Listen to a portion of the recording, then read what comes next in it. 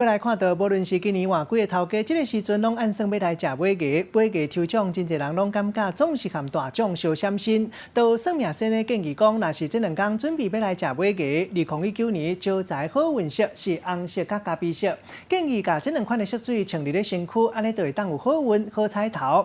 若是尾鸡是咧2020年，就爱改成白色或者是米色。原因是啥物？算命先生有一套讲法。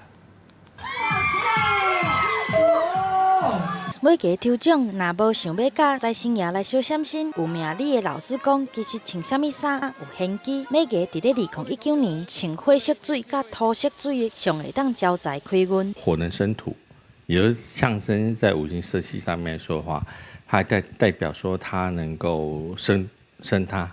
那象征性来说的话，代表财运上面说比较容易加分的。想要甲大奖摕回去，2019年火色水参像是红色、橘仔色，土色水是咖啡色甲黄色。命理的老师认为，拢对添好运有帮助。马上就要迎接2020庚子年，因为庚属于金，金属于白色、米白色甲金色，每个拢会当参考来穿。若暗黑的色水都较无建议。 黑蓝灰色色系来说，就等于是比较象征只要减分的一个色系。想要伫咧尾鸡摕到大奖，衫的色水嘛是有小心机，若是穿插有制服的规定，安尼就将开运的色水穿伫咧内底。毋管你是毋是相信，试看卖，无一定大奖，就互你摕回去啊。